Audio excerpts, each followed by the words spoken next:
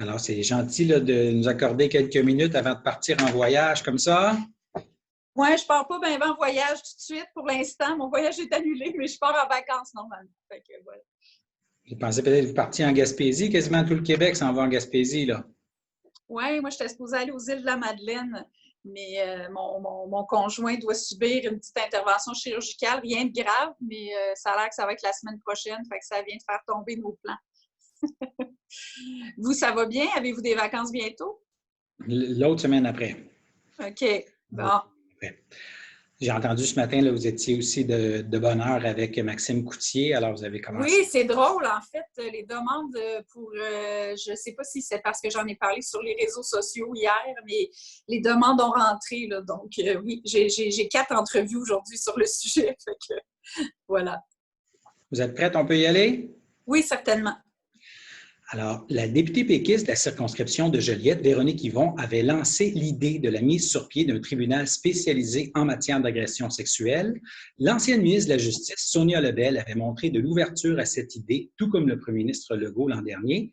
Et avec la plus récente vague de dénonciations sur les réseaux sociaux, nous avons pensé vérifier avec Véronique Yvon comment cette idée continue de cheminer. Bonjour, Madame Yvon. Bonjour. D'abord, pouvez-vous nous rappeler l'origine de cette idée de tribunal dédié et les étapes franchies jusqu'à présent? Oui, en fait, c'est une idée que j'ai mis de l'avant il y a maintenant un peu plus de 2 ans, à l'occasion du 8 mars en 2018. On était dans la foulée du mouvement Moi aussi. Et je me suis mise à me pencher sur ce qui pouvait se faire de mieux, les initiatives qui étaient intéressantes dans le monde. Et j'ai constaté que cette idée d'un tribunal dédié aux violences à caractère sexuel, aux violences conjugales, était une idée qui était présente à certains endroits avec des résultats intéressants, notamment un meilleur sentiment de confiance pour les victimes. Donc, je me suis penchée là-dessus et j'ai mis cette idée de l'avant et ça a eu beaucoup de résonance parce que on dénote évidemment un manque de confiance des victimes à l'égard du système de justice. C'est pas le seul problème, mais c'en est un.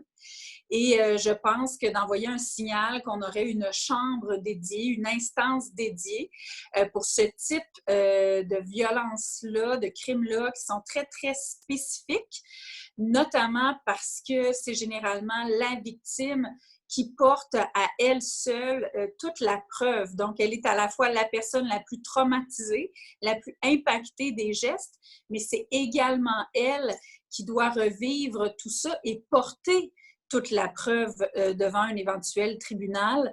Alors, je pense que d'avoir une spécialisation des acteurs du système pour bien connaître les règles juridiques, mais aussi les impacts psychosociaux de ce type d'agression-là sur la mémoire, sur les témoignages, sur les agissements des victimes, c'est un plus. Puis d'avoir des règles de pratique qui peuvent être adaptées à la réalité des victimes, c'est aussi quelque chose qui est intéressant parce que je pense qu'on est tous conscients que le système de justice criminelle n'a pas été fait dans un premier temps pour ce type d'agression-là.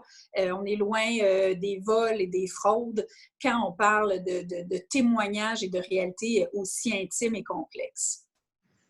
Et justement, vous aviez entamé là, des discussions, entre autres, avec Sonia Lebel, l'ancienne ministre de la Justice, à ce niveau. Quelles sont les étapes là, qui ont été franchies avant qu'il y ait le remaniement ministériel? Oui. Bien, ce qui est très intéressant, c'est que moi, c'était vraiment dans la foulée de l'affaire Roson par la suite, à peu près 6-8 mois après que j'en ai parlé pour la première fois, que j'ai ramené l'idée de l'avant parce qu'il y a eu énormément de consternation qu'il n'y ait qu'une seule accusation de retenue, une seule plainte en fait de retenue. Et j'avais interpellé la ministre de la Justice en disant qu'on ne pouvait pas se contenter de dire que le système était là et que les victimes devaient se tourner vers le système quand de toute évidence il y avait des problèmes, qu'il fallait se creuser les méninges sur cette idée-là de tribunal spécialisé, mais aussi plus largement, parce que ce n'est pas toutes les victimes qui veulent aller dans le système de justice criminelle non plus. Et donc, de voir comment on pouvait mieux les accompagner. Et Sonia Lebel a saisi ma main tendue et on a décidé de former un comité transpartisan en invitant aussi des représentantes de chacun des 2 autres partis d'opposition. Et donc, on travaille depuis plus plus d'1 an ensemble et on s'est adjoint un comité d'experts, là, vraiment avec des gens, autant du milieu universitaire qui ont fouillé ces questions-là que du réseau judiciaire, donc procureurs, juges, policiers et aussi des victimes. Et ces travaux-là vont très bien, on travaille fort, ça avance bien, les experts travaillent très, très bien, très fort et il devrait là, y avoir des suites cet automne concrètes. Mais il y a déjà eu des suites. Alors, pour les victimes qui pourraient nous écouter puis qui se disent quand les choses vont-elles changer, ben, je leur dis de garder espoir malgré leur découragement ou leur colère. Il y a des choses déjà qui se sont mises en branle, comme cette idée chez Juripop, donc une clinique d'aide et d'information juridique. On a dit que c'était vraiment important, on a jugé que c'était vraiment important de ne pas attendre toutes les recommandations du comité, de tout de suite agir pour mettre sur pied, en finançant cette initiative-là, une clinique juridique. Donc, les victimes peuvent appeler ou remplir un formulaire sur le site web de l'organisme pour avoir des conseils, pour savoir qu'est-ce qu'il en est de mes droits, qu'est-ce qu'il en est de mes recours potentiels. Si je décide de porter plainte à la police, qu'est-ce que ça implique, dans quoi je m'embarque. Si je ne suis pas encore confortable avec ça, est-ce qu'il y a des poursuites au civil possibles? Il y a aussi la commission des droits. Est-ce que si je veux juste, pas juste, mais si je veux d'abord et avant tout des excuses ou une reconnaissance de tort de l'agresseur, est-ce que c'est possible? Donc, Juripop est là pour mettre en contact les victimes dans toutes les régions du Québec avec un conseiller, un avocat, une avocate pour répondre aux questions, expliquer ce qu'il en est. Alors ça, c'est quelque chose qui est très aidant. D'ailleurs, par les temps qui courent, dans la vague de dénonciation qu'on vit en ce moment, Juripop indique qu'ils sont vraiment, vraiment assaillis de demandes et c'est un bon signe. Donc, le fameux comité transpartisan n'a pas été dissous parce que Mme Lebel non. A changé de portefeuille, de responsabilité. Il y a un changement de ministre sur le comité parce qu'elle est rendue au Conseil du Trésor. C'est maintenant la ministre Isabelle Charret qui est responsable de la condition féminine, qui donc siège avec nous et on a eu une première rencontre donc avec la nouvelle ministre pas plus tard que mardi. Alors, avec elle et avec les coprésidentes du comité d'experts, donc les travaux se poursuivent selon l'échéancier prévu. Et pensez-vous pouvoir compter sur l'appui du nouveau ministre de la Justice, Simon-Jolin Barrette, pour aussi là, appuyer ce comité et accueillir favorablement les recommandations qui seront faites, comme vous dites, probablement à l'automne? Oui, ben, j'ai bon espoir. Évidemment, tous les débats ne sont pas terminés dans le comité. Les recommandations ne sont pas encore formulées, mais je l'ai entendu lui-même évoquer le fait que j'avais mis de l'avant une proposition de tribunal spécialisé et qu'il allait regarder ça. Donc, je trouve ça encourageant. À l'époque, François Legault avait également dit, quand cette proposition-là est revenue sur la table en décembre 2018, qu'il allait regarder ça également. Alors, je pense qu'il y a beaucoup de gens qui attendent les éventuelles recommandations qu'on va faire, mais malgré ça, cette idée continue très certainement à faire son chemin. La preuve, c'est qu'on en parle encore cette semaine. Je pense que c'est normal avec ce qu'on vit en ce moment là, comme mouvement de dénonciation. Et plusieurs y font référence. Donc, l'idée chemine, l'idée avance et je travaille très fort pour qu'elle puisse se concrétiser. Le premier ministre Legault a dit en conférence de presse cette semaine que son nouveau ministre de la Justice allait étudier comment rendre le témoignage des victimes plus simple. C'est dans le sens de ce que vous dites ou c'est autre chose aussi? C'est au niveau du début de recommencer à recueillir les dépositions des personnes qui portent plainte et tout ça? C'est une bonne question. En fait, il y a différentes manières pour, je dirais, mieux accompagner, faciliter la vie des victimes. Le tribunal spécialisé en est une, dans la mesure où, en ayant une chambre, tu sais, on parle d'un tribunal spécialisé comme si on allait bâtir là, un nouvel édifice. Là. Il ne faut pas penser que c'est ça. En fait, c'est d'avoir une instance dédiée, par exemple, à l'intérieur de la chambre criminelle, de la Cour du Québec ou une chambre dédiée, mais en fait une instance où on aurait des gens spécialisés, formés spécifiquement pour ça, et des règles de pratique. Donc, je viens à votre question plus précisément. Pas les règles de fond. Des fois, les gens disent « Ah, il n'y aura plus de présomption d'innocence, le fardeau de la preuve ne sera plus le même ». C'est pas ça l'idée, là. Les règles de fond demeurent. D'ailleurs, malheureusement, le Québec n'a pas compétence sur le code criminel, c'est de compétence fédérale, mais nous, on a compétence pour l'organisation des tribunaux, les règles de pratique, donc comment ça se déroule une instance, comment on peut accompagner une victime, comment on peut lui faire de la place. Et l'idée d'un tribunal spécialisé, au-delà de la spécialisation et de la formation, c'est aussi de pouvoir adapter les règles de pratique pour tenir compte de la réalité très spécifique. Donc, notamment en matière de témoignage, pour faciliter le confort, la sécurité de la victime, qu'elle puisse témoigner dans une pièce séparée, de manière virtuelle.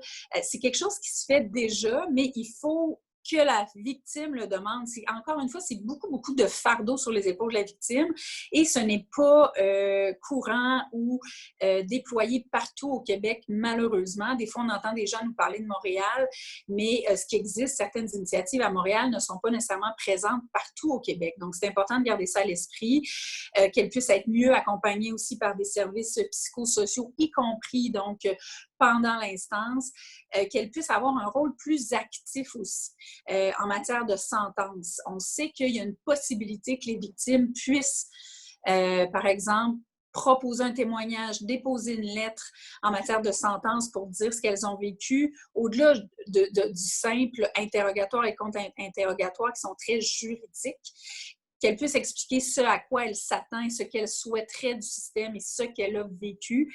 Mais malheureusement, encore une fois, c'est quelque chose qui est très, très peu fréquent parce que la victime doit le demander. C'est pas normal, on doit faire de la place à la victime, lui faciliter la vie. Donc, j'espère que c'est à ce type d'éléments-là que réfléchit ou que le premier ministre souhaite que son ministre de la Justice réfléchissent.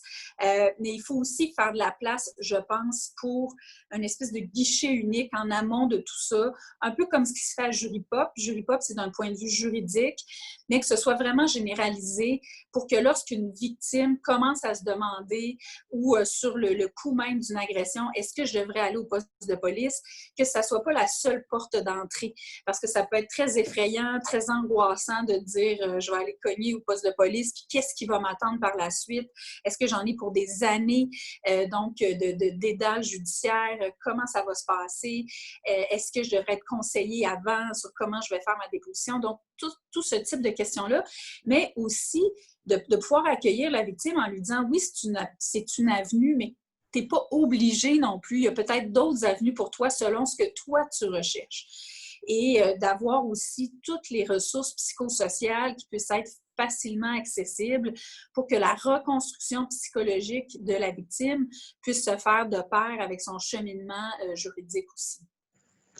Madame Yvon, vous êtes à la base une personne qui a une formation en droit avant d'aller en politique. Vous avez évoqué tantôt la présomption d'innocence.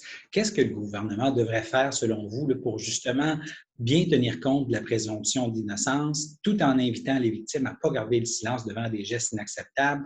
Là, il y a eu des dénonciations, dont certaines qui sont anonymes. Et j'entendais hier une journaliste spécialisée en affaires juridiques de Radio-Canada à la radio qui disait qu'il y a un peu de confusion parce qu'il y a plusieurs types de gestes qui ont été posés, qui sont mis un peu sur le même pied. Et puis, des fois, ce n'est pas toujours évident de savoir est-ce que les gens vont faire la part des choses là-dedans aussi. Peut-être qu'il y a des gens qui peuvent se retrouver à avoir une réputation ternie sans avoir la chance de se défendre. Oui. Bien, je pense que le seul fait qu'on en parle et qu'on se pose... Oui, je pense que le seul fait qu'on en parle et qu'on se pose des questions, déjà, c'est sain. Et ça montre que les gens font bien la part des choses aussi entre ces dénonciations-là et des plaintes formelles dans le système de justice. Alors, quand on voit le débat en ce moment qui a cours, moi, je pense que ça nous permet d'avancer, de se poser toutes ces questions-là.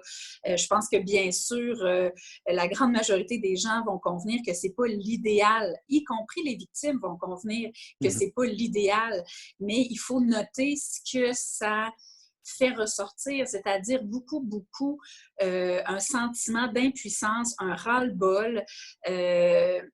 des frustrations, de la colère, beaucoup de détresse aussi. Donc, quand on est en poste de responsabilité, comme les élus le sont, je pense qu'il faut prendre acte de ça et prendre acte aussi de la prévalence du fait que ces crimes-là, on parle de violence sexuelle, on parle de crimes, on parle aussi d'inconduite sexuelle.